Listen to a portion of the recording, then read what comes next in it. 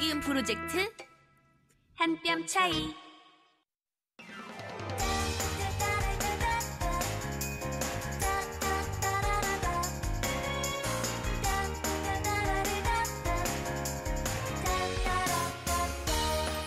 차이를 인정하면 더 가까워진다. 남북이음 프로젝트 한 뼘 차이. 네, 안녕하세요. 황현입니다. 안녕하세요. 한송입니다. 네, 요즘 날씨가 너무 좋지 않습니까? 아, 너무 좋죠. 네, 이 좋은 날씨에 마음껏 야외 활동을 할 수 없다는 게 좀 한 가지 걸림돌이긴 해요. 아, 너무 안타까워요. 이제는 좀 억울하고 화가 납니다. 이거 어떻게 해야 됩니까, 이 감정? 아, 예. 요즘 또 가을 날씨도 너무 좋잖아요. 아, 너무 좋죠.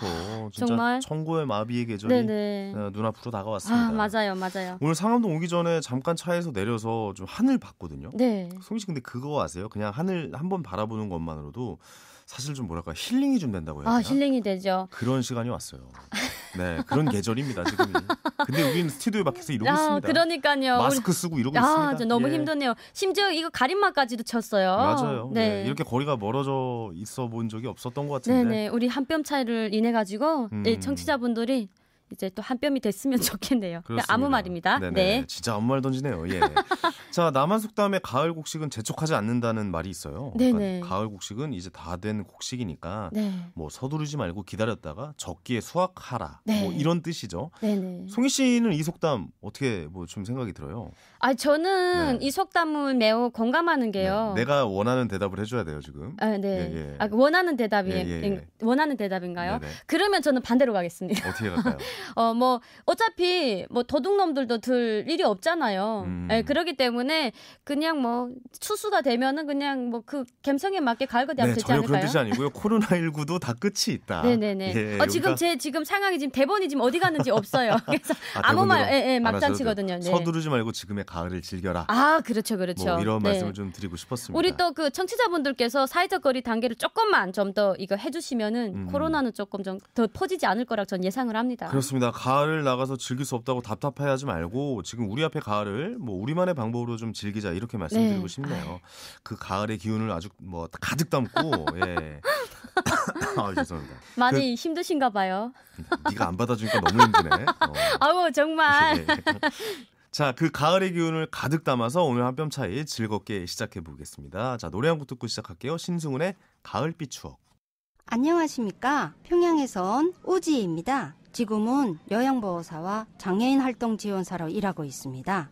봉사하고자 시작한 일인데 고맙단 말을 들을 때마다 제가 더 고맙습니다. 함경도에서 온 김민철입니다.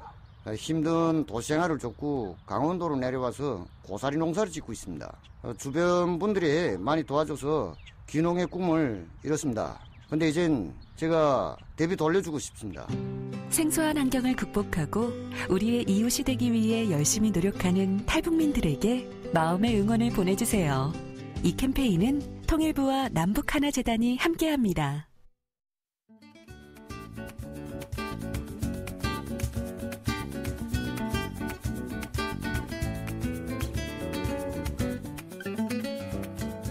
네, 한 뼘 차이 진행을 맡으면서 탈북민들의 이제 다양한 분들을 만나왔잖아요. 네네네. 자, 오늘 초대석 손님은요.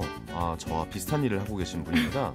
2014년부터 탈북민을 취재하고요. 인터뷰해 오신 이혜리 리포터 자리셨습니다.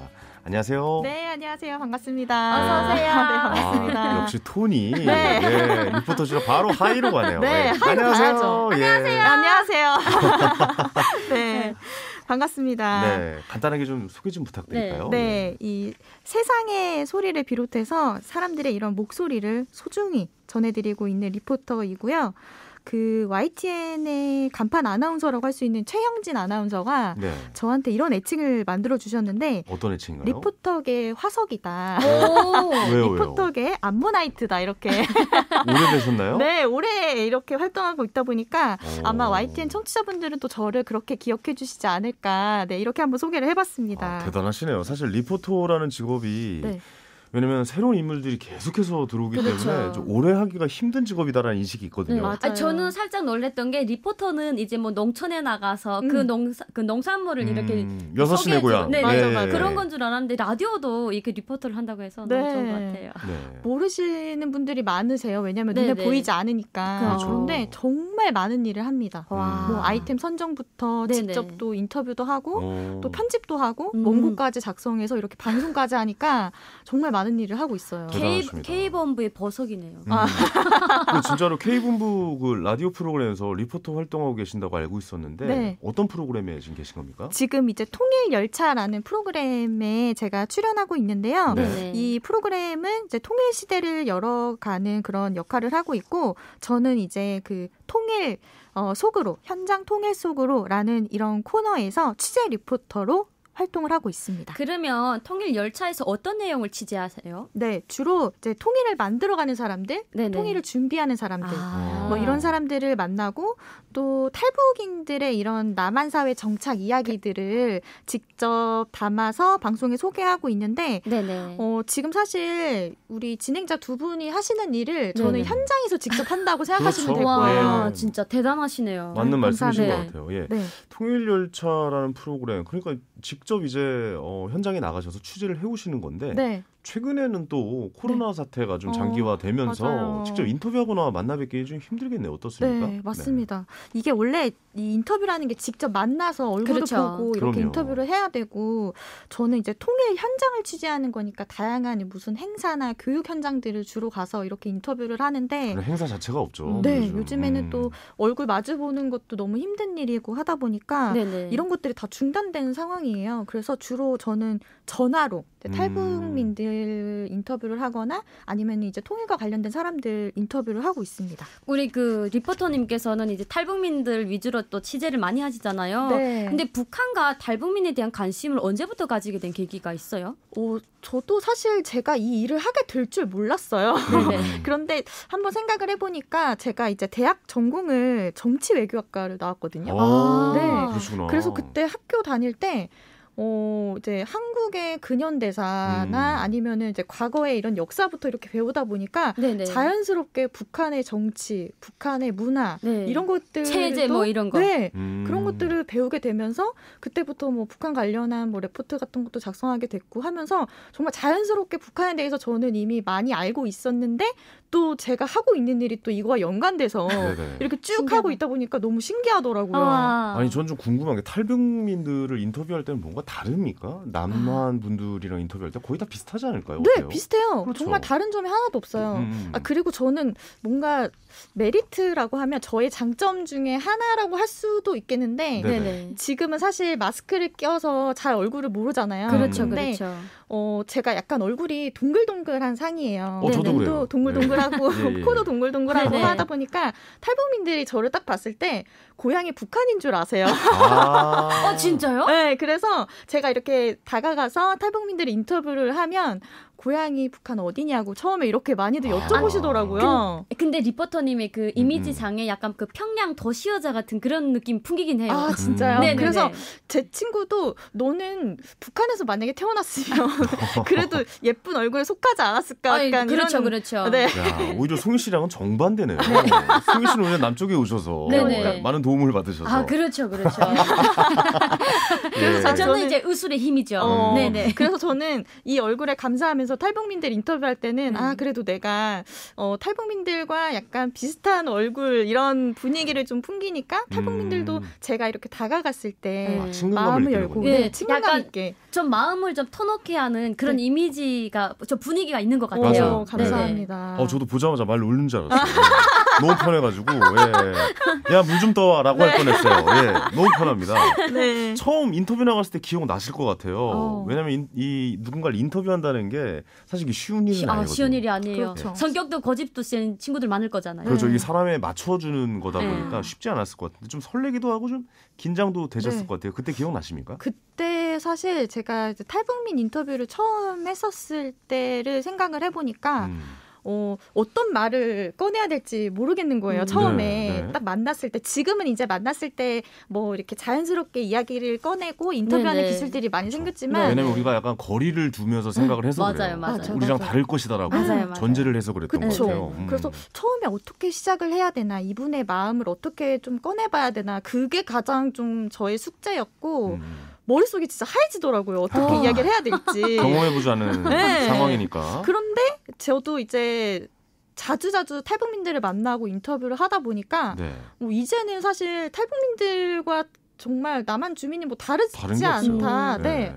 정말 다를 게 하나도 없고 똑같은 사람이니까요. 맞아요. 저도 방송하면서 많이 이제 탈북하신 분들 만나 뵙잖아요. 그렇죠, 그렇죠. 선입견들이 있어요. 다들 뭔가 좀 이상할 것 같고 다를 것 같고 뭔가 좀 셀 것 같고 막 그런 인식들이 있잖아요. 네. 전혀 다 틀립니다. 그들과 우리가 똑같은 세상에서 살고 그렇죠. 있는 그냥 우리 한민족일 뿐이에요. 그렇죠, 맞아요. 그렇죠. 그런 느낌이 좀 들어요. 혹시 총 몇 명 정도의 탈북민을 만나보셨어요? 네. 사실 세어보진 않았거든요. 네네. 그래서 제가 보통 이제 일주일에 한 번 정도 탈북민들을 만난다고 이렇게 계산을 해보면 한 번 갈 때마다 무슨 현장에서 뭐 2-3명씩 이렇게 인터뷰를 하거든요. 와. 그럼 지금 제가 한 2014년부터 했으니까 거의 뭐 한 700명이 좀 넘게? 와, 근데 대박이다. 이것도 그냥 대략적인 숫자지만 네. 그래도 좀 넘을 것 같아요, 제 네, 생각은. 더 많은 분들이 저와 함께 이야기를 나누고 그들의 인생을 또 나누기도 하고 했었는데 사실 지금은 여기서 봤던 탈북민을 또 다른 곳에서 보기도 하고 해서 굉장히 낯이 겹칠 때가 익어요. 있군요. 네, 그래서 서로 안부를 묻기도 하고 네네. 지금은 사실 많이 조금 네트워크가 좀 형성이 되어 있죠. 그분들하고. 제가 작년에 그 통일열차 라디오 그게 나갔거든요. 네네. 네. 그때 우리 그 리포터님도 저보다 먼저 이제 그거 했잖아요. 맞아요. 예, 예. 그걸 하면서 조금 느낀 건데 솔직히 탈북민들 같은 경우에는 처음에 전화를 할 때 되게 목소리가 세가지고 깜짝깜짝 놀랐을 것 같아요. 아니, 저는 안 그랬어요. 나한테 뭔가 그런 게 있나? 근데 왜냐면 그런 게 있어요. 그 전화를 하면은 꼬치꼬치 물어보잖아요. 네. 맞아, 괜히 맞아. 짜증나요. 나 감시하나 이런 식으로. 맞아. 그러니까 오해를 할 수가 있는 네, 거군요. 네. 상대방에서도. 네. 저도 사실 송희 씨 보고 좀 당황했거든요. 왜요? 처음에 저보고 병든 강아지 같이 생겼다고 그래가지고 왜? 저는 사실 우리 현희님을 처음 이렇게 실제로 보고서는 네네. 이렇게 이야기를 하는 거잖아요. 근데 네네. 처음에 봤을 때 너무 이미지가 되게 젠틀하셔가지고 네. 정말 단정한 이미지. 네. 오늘 처음 이렇게 입고 나온 거예요. 아, 진짜요? 저번 주 같았으면 이런 이미지 아니구나 이런 거 느꼈을 거예요. 네, 그래서 Hey, ladies. 오케이. 네네. 진정두부 네, 이지. 네, 네, 네, 네, 젠틀하다잖아요. 예, 알겠습니다. 리포터란 직업으로 다시 한번 들어가봐서 좀 얘기를 할 텐데 생생한 그 현장을 전해주시는 거잖아요. 그렇죠. 약간 생생하게 뭔가를 전해주실 때 본인만의 노하우가 있지 않으면 사실 힘든 직업이다라고 좀 생각이 드는데 네.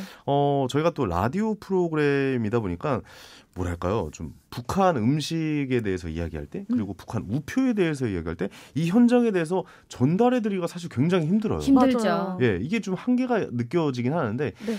저희가 좀 노하우 좀 배워보자고요. 그러니까 오디오 방송이 그러니까 오디오 방송일 때 네. 비디오 방송이 아닐 때 네. 이걸 어떻게 좀 전달해 주는 게 좋을까요? 사실 있는 그대로 전달해 주는 게 가장 중요하고요. 네. 저는 그 현장에 직접 본 사람이기 때문에 네. 그걸 이제 들으시는 청취자분들이 그 현장을 상상할 수 있게 네, 현실감 그거를, 있게. 네, 현실감 있게 그걸 내용을 좀 풀어서 마치 VR 같이. 네, 어디에 뭐가 있고 이런 식으로 표현을 좀 하고요. 와. 그리고 저는 이제 음식 같은 경우는 직접 먹어봅니다. 현장에 가서 가서 뭐 다양한 것들 많이 먹어봤어요. 네네네. 행사를 많이 하니까 탈북민들이 음식 솜씨가 그렇게 좋으시더라고요. 너무 좋아요. 너무 먹고 싶으니까. 네, 뭐 드셔보셨어요? 저 뭐 북한 순대는 뭐 기본이고 두부밥도 먹어보고 뭐 인조고기 뭐 이런 인조고기 것도 밥도 먹어보고 드셔보고. 정말 많은 것들을 먹어봤는데 뭐 잡채 같은 것도 먹어보고 네네. 근데 이거를 제가 직접 먹어보고 맛을 표현을 하니까 그게 더 오히려 생동감 있고 그렇죠. 많은 분들이 또 들으셨을 때 공감을 많이 해주시더라고요. 직접 경험해보고 그것을 직접 전해드리려고 노력을 하시는군요. 네, 그렇죠. 그게 노하우라면 노하우가 될 수가 있겠네요. 그렇죠. 네네. 그 탈북민의 삶의 현장을 이제 직접 느끼셨잖아요. 네. 근데 가장 인상 깊었던 인터뷰가 있다면 네, 어떤 사실 거예요? 제가 그동안 정말 많은 탈북민들을 만났기 때문에 뭐 어떤 걸 딱 하나 꼽는 게 진짜 어려워요. 네네. 그런데 생각을 해봤어요.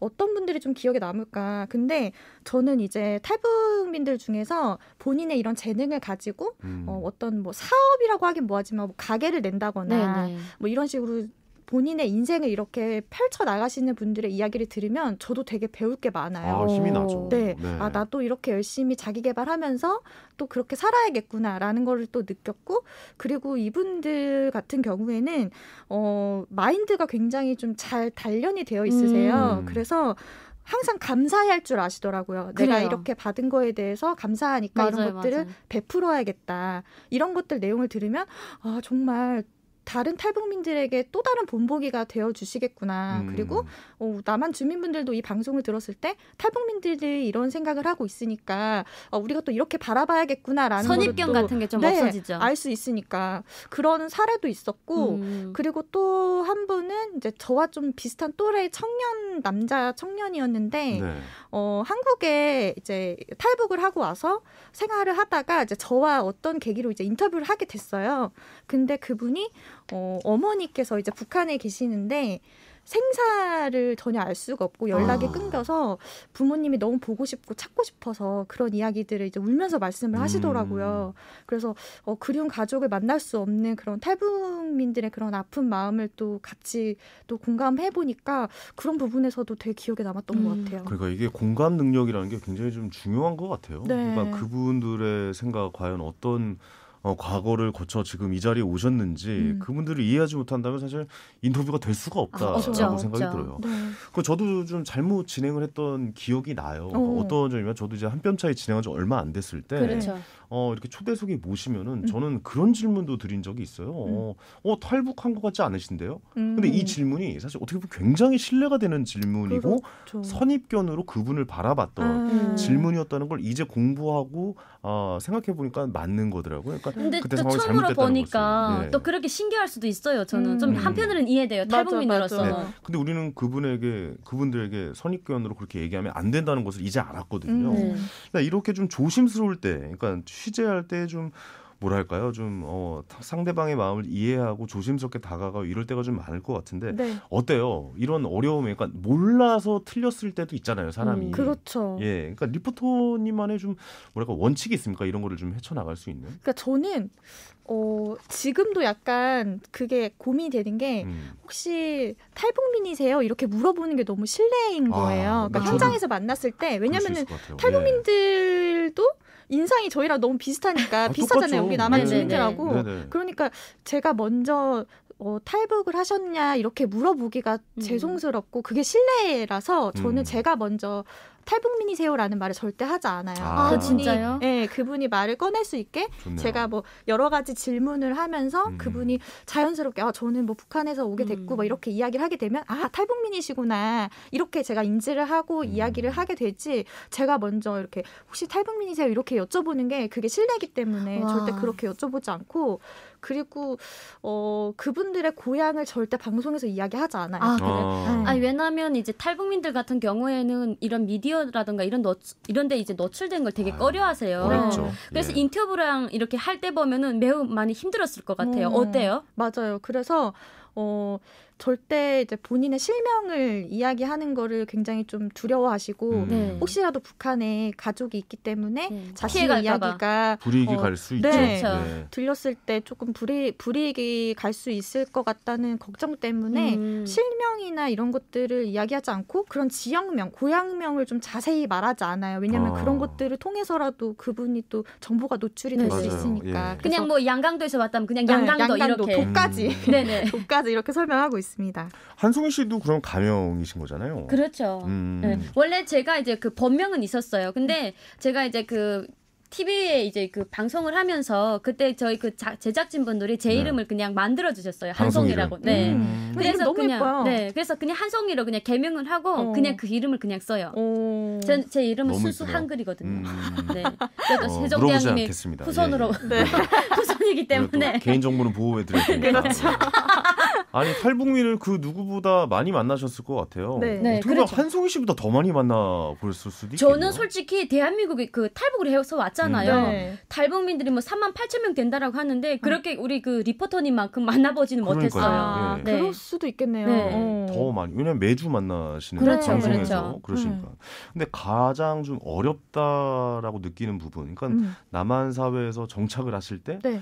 아 이런 부분 진짜 어려워하시는구나. 아, 이런 부분을 제일 불편해하시는구나. 이거를 제3의 입장에서 네. 제3의 눈으로 봤을 때 좀 느껴지실 것 같아요. 네. 어떤 부분을 좀 제일 어려워하시던가요? 제가 이제 인터뷰를 하면서 느꼈던 게 탈북민들 중에서 이제 탈북을 하는 과정에서 트라우마를 많이 겪고 오시는 아. 분들이 많으세요. 아, 그래서 어마어마하죠. 네, 그래서 그래요? 한국에서 정착하면서 그 트라우마 때문에 뭐 우울증이나 뭐 몸이 안 좋아서 네네. 병원에 이렇게 치료를 받으시느냐고 아이고. 일을 하지 못하는, 그러니까 경제 활동을 하셔야 되는데 음. 몸이 이제 너무 그때 긴장 상태로 있고 또 북한에서 치료를 많이 받지 못하니까 이게 한국에 오니까 갑자기 그 병이 이렇게 더져가지고. 네, 네네. 재발이 돼서 그런 것들 때문에 치료 받으시고 막 입원하시고 막 이런 경우 때문에 힘들어하시는 거를 또 옆에서 봤고요. 네. 그리고 워낙 탈북민들이 또 정에 약하시더라고요. 정이 많으세요. 네. 맞아요. 좀 그래서 많아요. 네, 그래서 뭔가 누군가 부탁을 하면 들어줘야 될 것 같고 네. 쉽게 아. 거절하기가 거절을 조금 못해요. 그러니까 누군가 이런 뭐 금전적으로 뭐 이렇게 좀 도와달라 이렇게 하면 아. 그걸 거절하지 못하고 쉽게 도와줬다가 그런 금전적인 피해, 맞습니다. 네네. 네, 그런 것들로 인해서 아, 쉽게 말해서 맞아요. 사기 당하고 네. 뭐 그렇죠. 이런 거라고 볼 수가 있겠네요. 사기도 잘 당하고 네. 버증도 또 잘 서요. 아이고. 버증이라는 것 자체를 모르고 그냥 네가 힘드니까 내가 도와줄게 약간 이런 쪽으로 많이 나서는 네. 경우도 되게 있거든요. 아 이런 건 주변에서 좀 도와줘야 되는 거 어떻게 해야 되는지 모르겠네요. 그쵸. 얘기를 저희가 해줘야 되나? 하나원에서 다 교육을 받고 나와요. 아. 네. 버증 그리고 보험 사기 그리고 보이스피싱 요 세 개는 무조건 조심하고 당하면 안 된다. 네. 그리고 담당 형사님한테 전화하라고 꼭 이야기를 해주거든요. 맞아요. 아니 왜냐면 네. 북에서 내려오신 분들은 처음 경험해 보는 일들이잖아요. 네네. 자본주의 사회에서 네. 뭐 대출을 받는다거나 어디 누구한테 아, 돈을 꿔준다든가 네, 그러니까 보이스피싱이라든가 네. 이런 걸 경험해보지 못했으니까 그런 걸 좀 잘 알려줘야겠네요. 그러니까 네, 무조건 그 잘 알려줘요. 네. 탈북민들 중에서 신용카드 이런 카드의 오. 개념을 또 처음 아셔가지고 네네. 그런 현금 인출기를 보시고 당황하시고 네. 이걸 돈을 어떻게 찾아야 되는지 이런 정말 우리가 아는 이런 상식적인 부분들도 네네. 처음 경험해 보시는 아. 거라 당황하시더라고요. 그럴 수 있어요. 왠지 음. 제가 네. 대한민국에 왔을 때 생각나네요. 네. 그래서 네. 이런 부분들도 사실 본인이 경험하고 네네. 또 미리 만약에 공부를 해두면 이런 부분에서 적절하게 잘 대처할 수 있는데 이런 부분들도 되게 어려워하시는 부분이 아, 그러니까 있더라고요. 이런 순수한 마음에 상처를 주는 행동들, 그 주변에 있는 사람들이 꼭 맞아요. 그런 일을 벌이지 않습니까? 네. 선배들이 벌려요. 네. 네, 그 탈북 사- 선배들이. 아, 그 사람들 얘기한 건 네. 아니었는데 네. 어쨌든 그 주변에 있는 모든 분들, 네, 네, 네. 그분들의 잘못이지 이렇게 당하시는 분들, 이런 생각조차 안 하시는 분들, 그렇죠. 정이 많으신 분들이 네. 잘못된 건 아니라는 한 번 거죠. 당하는 거는 네. 좀 몰라서 당했다고 하지만 두 번 당하는 거는 본인 잘못이에요. 아. 정신 차려야 됩니다. 아, 탈북민들이. 네. 안승희 씨가 좀 교육 좀 해주세요. 그렇죠. 그러면. 네. 그 최근에 이제 경상도, 충청도 그리고 이제 경기도 전국에 있는 학교에 이제 통일 교육 현장을 취재하러 다녀오셨어요. 네. 아이들은 이제 통일에 대해서 어떻게 배우고 있던가요? 제가 기억에 남았던 게 이 통일이라는 이 주제 자체가 학생들은 처음 경험해보고 이걸 어떻게 풀어야 되는지 잘 모르는 경우가 있어서 네네. 선생님들도 이런 부분에 대해서 되게 고민을 많이 하시더라고요. 네네. 그래서 이런 거를 어떤 한 학교에서는 뮤지컬이나 이런 연극을 오. 통일이라는 주제를 접목을 해서 학생들이 직접 시나리오도 작성하고 너무 좋다. 또 출연하면서 네네. 우리가 왜 통일을 해야 되는지 이런 평화 의식 같은 거를 좀 고취시킬 수 있도록 이렇게 교육을 하고 있었고 네. 또 어떤 학교의 경우에는 이제 통일 교육을 한 과목에 접목을 하는 게 아니라 네. 다양한 뭐 국어, 뭐 미술 또는 뭐 도덕 이런 과목들을 같이 이렇게 융합을 해서 통일이라는 하나를 가지고 다양하게 융합을 시도를 하더라고요. 네네. 그래서 뭐 합창제를 연다 하면 미술 교과에서는 합창제에 관련된 이미지를 그려보고 또는 국어 과목에서는 합창의 그 노래 부를 가사를 같이 개사해보고 이런 식으로 한 주제를 가지고 다양한 교과들이 함께 융합을 해서 통일을 어떻게 표현할 건지 자연스럽게 녹여드네요. 네, 그래서 학생들도 인터뷰를 해보니까 이렇게 통일에 대해서 같이 학생들이 고민해보고 본인이 스스로 해보니까 아. 그런 것들이 더 마음에 깊숙이 자리 잡는다고 하더라고요. 이 통일에 대해서 교육하고 아이들에게 알려주는 방법도 예전이랑 많이 달라졌다는 많이 것을 달라졌죠. 격세지감을 느끼네요. 진짜. 예. 얼마 전에 그 평창 동계올림픽 있었잖아요. 여자 그쵸. 아이스하키. 네. 예, 그 종목에 남북 단일팀 출전했었는데 리포터께서 직접 다녀오셨다고요? 네, 예. 제가 그때 평창에서 정말 그 힘든 추위와 싸워가면서 이렇게 취재를 했던 기억이 나는데 네네네. 그때 그 한일전을 제가 취재를 했었거든요. 네네네. 근데 정말 그때 역사적으로 단일팀이 처음으로 골을 넣었던 그 순간에 제가 있었어요. 기억납니다. 그 예. 경기장에서. 근데 제가 기억에 남았던 건 뭐냐면 그때 당시에 그 북측 응원단이 와가지고 네네. 응원을 막 하는 건데 우리는 네. 하나다. 이 응원 기억납니다. 네, 그쵸. 예. 그 응원하는 바로 옆에서 제가 이렇게 녹음기로 손바닥보다 조금 큰 녹음기로 이렇게 취재를 하면서 있었던 기억이 남는데 그때 사실 제가 뭐 특종은 아니지만 그때 정말 수많은 취재진들이 많았거든요. 네네. 근데 그 북측 응원단 말고 북측 응원단이 그때 입촌식에 와가지고 공연을 한 적이 있었어요. 네네. 처음 이제 공개가 되는 상황이었는데 그때 네. 취재진들이 정말 많았거든요. 네네. 근데 제가 정말 어떤 DNA가 솟았는지 모르겠는데 네. 그 북측 응원단 중에 한 명에게 제가 인터뷰를 한 거예요. 어머, 그게 세상에. 됩니까? 네, 그거 안 되잖아요. 사실 네. 그렇게 하면 안 되지만 네. 제가 그냥 옆에서 취재를 하고 있었는데 그 그 북측 응원 단원에게 네네. 오늘 공연 어땠냐 제가 이렇게 한마디 해달라고 네네. 했더니 남측 공연은 민족적 정서가 많이 풍기니까 참 좋습니다 이렇게 말을 하더라고요. 어렵네요. 네, 그러면서 한민족 한결애가 만나서 참 반갑습니다 이렇게 말씀을 하시면서 그거 네네. 배워오신 답이네. 네. 또 그렇게 얘기해라. 네. 라고 교육받으신 것 같아요. 네, 예. 그래서 그렇게 제가 인터뷰를 생생하게 했던 그 기억이 나는데 사실 저는 이렇게 남북 단일팀 어떻게 보면 이 올림픽이라는 이 큰 무대에서 같이 평화를 그러네요. 함께 손을 잡고 네네. 스포츠를 통해서 이렇게 우리에게 네. 감동을 줬잖아요. 사실 남한이나 북한이나 아이스하키, 특히 여자 아이스하키는 좀 많이 힘든 종목 중에 네. 한 그때 종목이었어요. 당시에 이제 네. 성적은 그렇게 좋지는 않았잖아요. 맞아요. 예. 근데 뭐 저는 솔직히 성적보다는 이제 함께 출연했다라는 게 더 이제 집중적으로 잘 보는 네, 출전이죠. 거거든요. 네, 출전이거든요. 출연은 TV 출연. 예. 네, 함께 출전했다라는 걸 가장 의미로 두거든요. 네. 그렇죠. 근데 현장 분위기는 어땠어요? 그때 사실 선수들이 남북 선수들이 다 긴장을 했어요. 왜냐하면 너무 이제 주목을 받다 보니까. 맞아요. 네네네. 그래서 제 기량을 이렇게 발휘할 수가 없을 정도로 굉장히 그런 부담감이 있어서 아쉬운 경기가 많았는데요. 네네. 그럼에도 불구하고 최선을 다해서 이렇게 첫 골이라는 역사적인 기록도 달성하게 됐고 그리고 저는 이제 통일 현장을 원래부터 취재했던 리포터라 그 현장에 제가 또 이렇게 북한 정말 북한에서 지금 살고 있는 주민을 인터뷰를 하고 그분들과 함께 이 공간에서 같이 응원을 하고 했다는 게 제 인생에서도 기억에 남는 순간이기도 네. 하고요. 어떻게 이렇게 보면은 탈북민 분들만 만나는 것이 아니라 그렇죠. 그러니까 우리가 통일을 준비하는 이 현장에 직접 발로 뛰시는 것 같다. 네. 그러면. 라는 생각이 들어요. 통일 시대를 준비하고 있다라고 좀 생각이 드는데 네.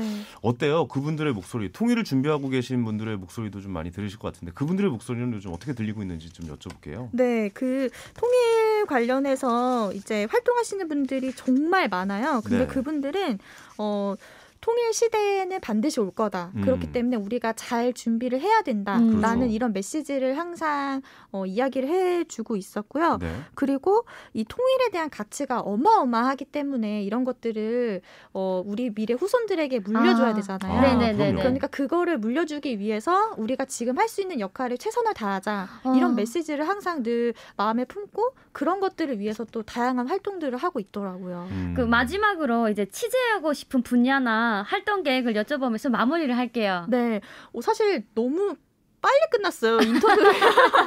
그렇죠. 저는 네네. 사실 그동안 저는 탈북민들이 주인공이 돼서 제가 인터뷰를 해봤지 네네네. 이렇게 제가 주인공이 돼서 제 이야기를 이렇게 해본 적은 처음이거든요. 이런 그렇겠네요. 통일 네. 분야에서.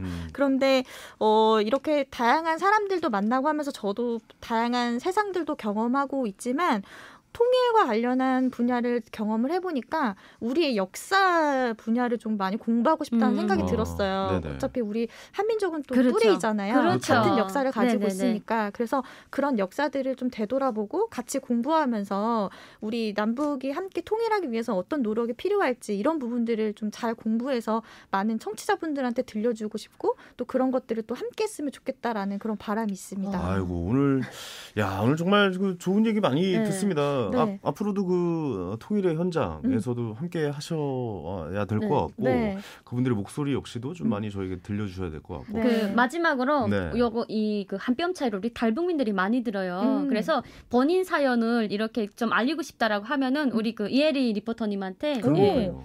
전화라던가 문자 네, 같은 거 그럼 네. 너무 좋죠. 네. 어디- 홍보 한번 예. 짧게 하시죠. 전화번호를 여기서 물어볼 수는 없고 그렇죠. 어떻게 해야 어디에다가 될지. 이렇게 의뢰를 하면은 네. 할 수 있는지. 사실 저는 이제 남북한의 재단과도 일을 굉장히 많이 했어요. 거기서 네네네. 활동하고 있는 그런 오. 행사들을 또 취재하느냐고 많이 네네. 방문했었고 해서 이 한 뼘 차이라는 프로그램이 런칭된다고 했을 때 저는 너무 반가웠거든요. 네네. 왜냐하면 이런 소통할 수 있는 프로그램이 많아야 음. 탈북민들도 많이 듣고 그렇죠. 그럴 수 있어서 그래서 우리 송희 씨가 또 입증한 만큼 우리 탈북민들 중에서 본인의 그런 이야기들을 많은 사람들에게 들려주고 싶다 이런 선한 영향력을 좀 주고 싶다 하시는 분들은 언제든지 연락 주시면 제가 그 이야기를 잘 담아서 또 소개해드리도록 하겠습니다. 아 네, 너무 우리 좋네요. 이혜리 리포터에게 꼭 좀 연락 네네. 많이 보내주시기 바랍니다. 네. 오늘 같이 하니까 같이 뭐 이렇게 방송하니까 기분이 너무 좋아지네요. 아, 네. 좋네요. 목소리 자체가 너무 하이톤. 기분이 네. 기분이 좋게 만들어주시는 사실 목소리를 일요일 주셔가지고. 이 오후 시간이 굉장히 나른하잖아요. 그러니까 그렇죠. 제 목소리 들으면 졸려요. 네, 이런 분이 옆에 계셔줘야 됩니다. 저희 예. 목소리 맞아요. 듣고 좀 힘 좀 내시라고 네. 그래서 좀 더 유독 더 밝은 에너지를 좀 전하기 위해서 이렇게 해봤습니다. 감사합니다. 오늘 나와주셔서 다시 한번 감사의 말씀 감사합니다. 드리겠습니다. 네, 감사합니다. 보내드릴게요. 지금까지 이혜리 리포터였습니다. 한 뼘 차이 우리 둘의 사이 알아가면 크지 않나 너와 나의 차이 You and I 하나가 너와 나를 이어 우리 사이 한 뼘 차이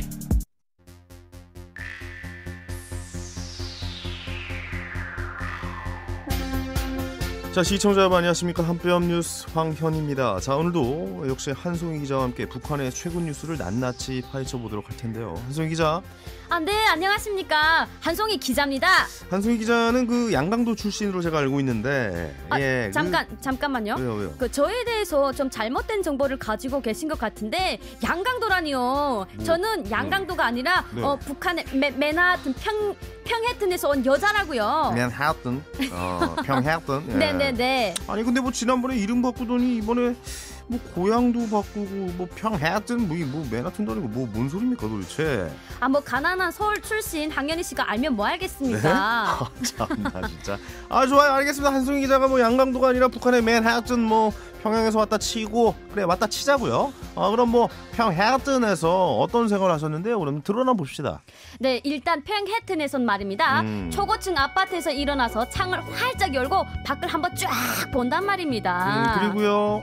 간단하게 차려입고 려면거리로 나가지 말입니다. 영흥 상점에서 간단하게 먹거리를 산 다음에 다음에 들어보자. 거저 커피 한 잔 우아하게 들고 려면거리에 있는 김일성 종합대학 앞에를 갑니다. 갑자기 거길 왜 갑니까? 다니지도 않는 대학을 왜 가요? 아이 참 모름지기 커피는 대학교 앞에서 마셔야 제맛 아니겠습니까? 무슨 소리인지 지금 뭐 그럼 뭐 그런다면 어디로 갑니까 지금? 그리고 미국 뉴욕 맨하튼처럼 고층 빌딩이 즐기한 거리를 걸어다니는 거야요. 아까 샀던 커피 있죠? 그걸 꼭 들고 있어야 됩니다. 아니 뭐 고층 빌딩도 별로 없는 걸로 알고. 아니 근데 이거 왜 맞춰주는 거야? 지금 이거 노래 왜 틀어주는 거야 지금? 뉴스에서. 참 왜 이러십니까? 지금 평해튼으로 랜선 여행하고 있는데 지금 분위기 딱 평해튼인데요. 정신 차리십시오 한송희 기자. 평해튼 무슨 평해튼입니까? 여기 상암동입니다. 마포구 상암동. 안 들린다 안 들린다. 나는 평해튼 출신이다. 나는 평해튼 출신이다. 왜 저래?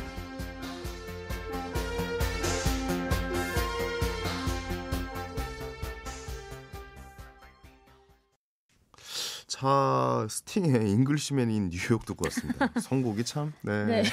맨하튼 나왔던 또 뉴욕 노래 틀었네요. 네네. 예. 평해튼.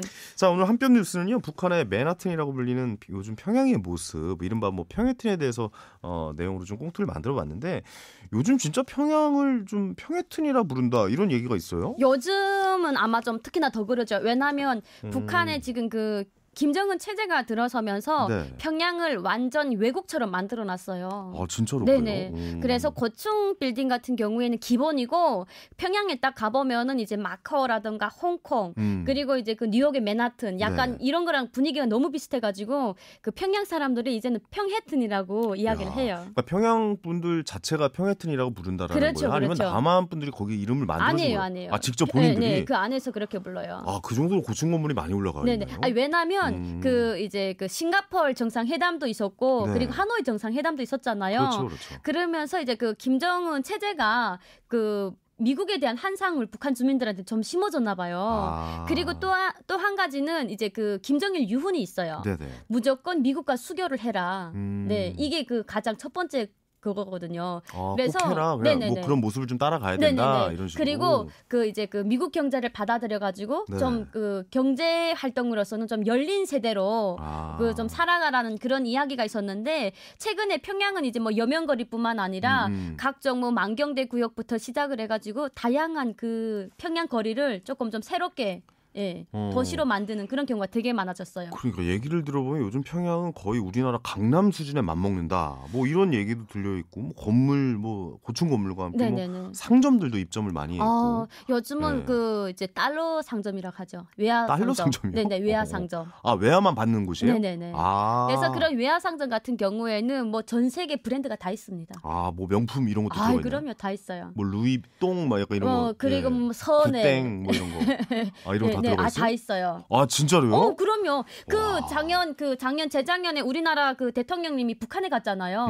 그때 당시에 대통령님이랑 이야기했던 그 여자분이 샤넬백 들은 거 봤어요, 제가. 샷땡 뭐 이런 것도 들고 있군요. 들고서 있더라고요. 지금 평양 모습이 어떻게 보면 2017년에 조성된 신도시라는 얘기도 있어요. 아, 그럼요. 네.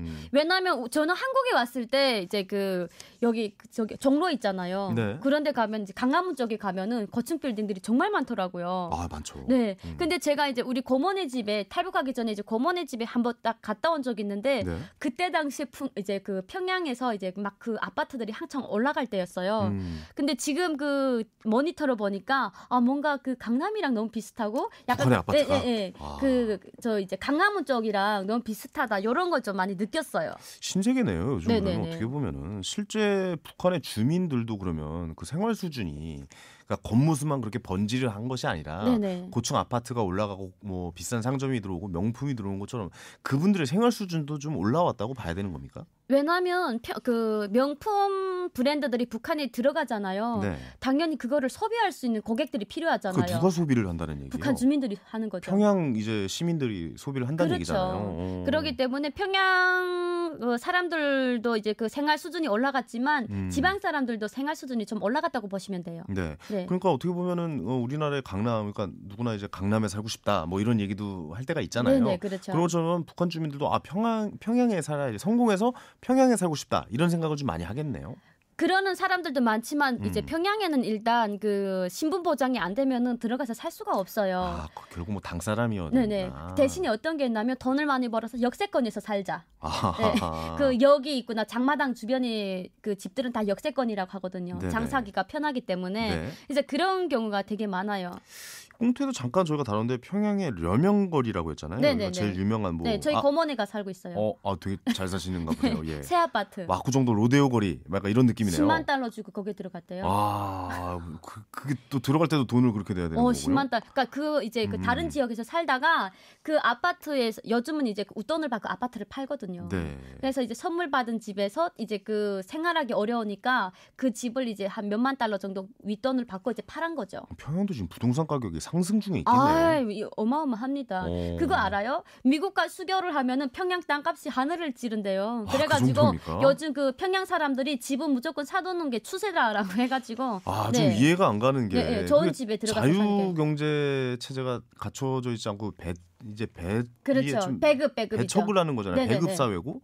그런데 지금 평양의 땅값은 올라가고 있고 평양 네. 고층건물은 올라가고 있고 거기다 들어가고 싶어한다. 네네. 참 앞뒤가 좀 안 맞는 얘기인 것 같기도 하네요. 예. 근데 앞뒤가 안 맞는데 참 음. 아이러니하게도 그런 것들이 다 지금 이렇게 그 북한 내부에서 돌아간다라는 게 저는 네. 좀 큰 그 의미를 두고 있어요. 그러니까 이게 화려한 평양의 뭐 평해튼의 모습 속에서 좀 가려진 이 빈부의 격차, 네. 그 북한 사회 안에서도 이런 것도 좀 있을 수 있겠네요. 있죠. 그 정말 잘 사는 사람들은 평양 그 주변 중심, 그러니까 중심 구역, 일명 여길로 말하면 이제 강남이라던가 이제 강화문 쪽에서 살고 그리고 돈이 없는 사람들은 그 주변에서 살아요. 아 그렇군요. 네. 근데 평양만 집중적으로 이렇게 그 발전을 이렇게 시켜놨기 때문에 그 주변은 정말 한심하거든요. 그렇습니다. 네. 이게 사실 남한도 빈부격차와 양극화 문제가 심각하잖아요. 네. 그렇죠. 뭐랄까요? 이게 남북한도 이렇게 다 숙제를 안고 살아가는 것이 아닌가라는 네네. 생각이 들어서 한 부분에서는 좀 씁쓸한 생각도 들긴 씁쓸해요. 하네요. 네, 자 오늘 한 뼘 차이는 여기까지 들려드리겠습니다. 마지막 곡으로요 웨스트라이프의 마일러 보내드리면서 저희는 인사드리겠습니다. 남북 이음 프로젝트 한 뼘 차이는 북한 이탈주민지원재단 남북 하나재단과 함께합니다. 여러분 다음 주 일요일 또 만나요.